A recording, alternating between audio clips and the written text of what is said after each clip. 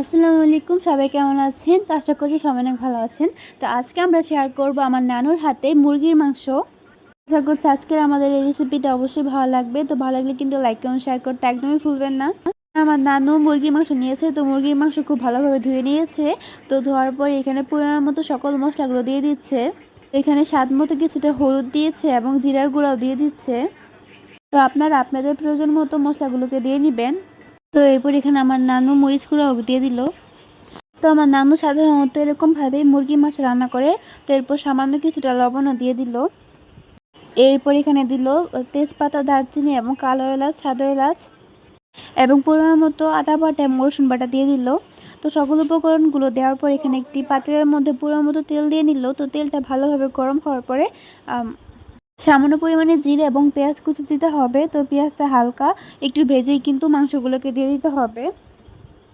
তো কিন্তু এখানে দেখতেই পাচ্ছেন আমার নানু পেঁয়াজগুলোকে দিয়ে দিয়েছে এবং এগুলোকে হালকা একটু ভেজে নিচ্ছে। আমরা যখনই নানু বাড়িতে যাই তখনই কিন্তু আমাদের এই মাটির চুলায় খাওয়া হয়। এরপরে আমার নানু মাংসগুলোকে দিয়ে দিল। তো এরপরে আর কিছুই না, এরপরে শুধু সিদ্ধ করতে হবে পরিমাণ মতো পানি দিয়ে। তো মাংসগুলোকে দেওয়ার পরে খুব ভালোভাবে এগুলোকে নাড়ি চাড়িয়ে দিতে হবে এবং খুব ভালোভাবে মিশিয়ে দিতে হবে।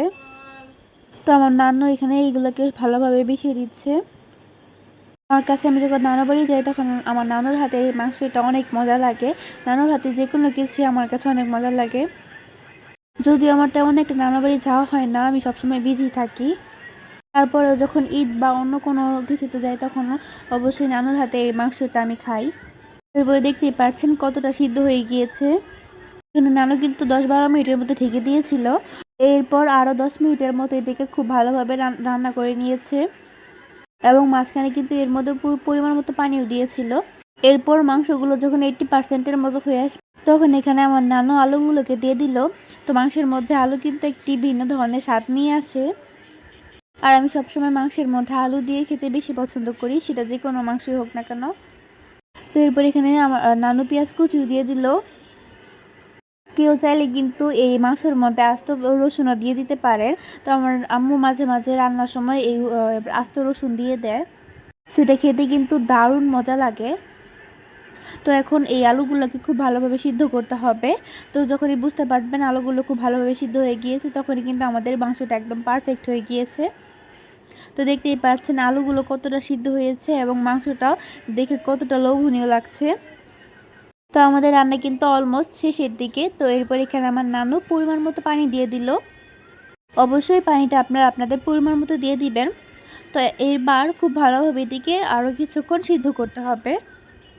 আর এখন কিন্তু এই পর্যায়ে দেখতে পাচ্ছেন কতটা লোভনীয় লাগছে এবং কতটা সুন্দর লাগছে।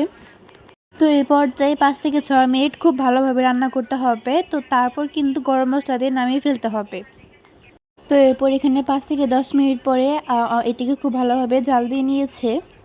তো এরপর কিন্তু এটিকে নাড়িয়ে চেড়ে দেখতে হবে যে নিচে আবার লেগে গেল নাকি। তো এই পর্যায়ে কিন্তু এখানে গরম মশলাটা দিয়ে দিল। তো গরম মশলাটা দেওয়ার পরে কিন্তু নামিয়ে ফেলতে হবে। তো এরপর গরম মশলাটা দেওয়ার পরে খুব ভালোভাবে আমার নানু নাড়িয়ে চেড়ে নিচ্ছে।